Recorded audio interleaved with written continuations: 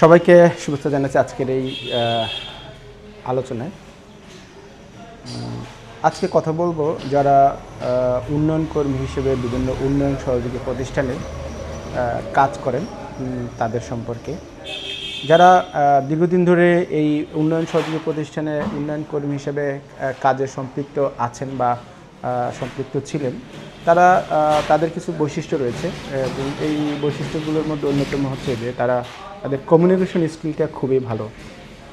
Communication skill যদি খুব ভালো না হয় তাহলে কিন্তু আপনি এই উন্নয়ন সহযোগী প্রতিষ্ঠানে আপনি টিকতে পারবেন না, কারণ এখানে জব সিকিউরিটি নেই। এখানে ডিপেন্ড করে যে আপনার পরবর্তী প্রজেক্ট, যদি প্রজেক্ট বেজ কাজ, পরবর্তী প্রজেক্টে আপনি থাকবেন কি থাকবেন না সেটা অনেকটা ডিপেন্ড করে যে আপনার ফার্স্ট লেভেল সুপারভাইজার বা সেকেন্ড লেভেল সুপারভাইজার বা ওই প্রতিষ্ঠানের যিনি কর্ণধার থাকেন তার উপরে। কারণ এটি যদিও একটি সিস্টেমের মধ্যে দিয়ে অনেক নিয়মকানুনের মধ্যে দিয়ে চলে, তারপরও কিন্তু কিছু ব্যক্তির ইচ্ছা অনিচ্ছার একটা বড় বিষয় কিন্তু এখানে কাজ করে। সেই বিবেচনা করলেই যদি করি তাহলে আপনার উন্নয়ন সহযোগী প্রতিষ্ঠানে কাজ করতে হলে আপনাকে কমিউনিকেশন স্কিলটা বা লিয়াজো মেনটেন করে চলতে হবে।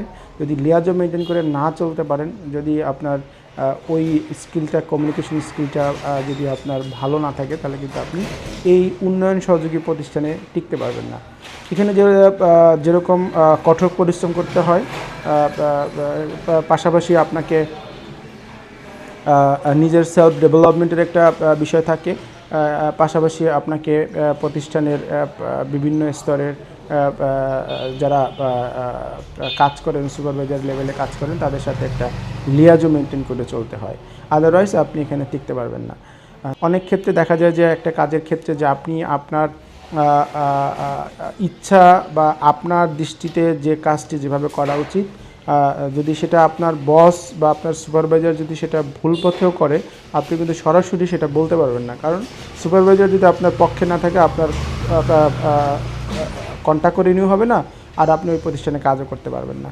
এই কারণে কিন্তু যারা এই এনজিও সেক্টরে কাজ করে তারা অনেকটা লিয়াজো মেনটেন করে চলার চেষ্টা করে, এবং এক্ষেত্রে তাদের নিজের যে ব্যক্তি স্বাধীনতা সেটা অনেকটা দমিয়ে রাখতে হয়, যেটার কারণে তার সামাজিক এবং তার পারিবারিক জীবনে কিন্তু একটা বড় ধরনের পরিবর্তন দেখা যায়।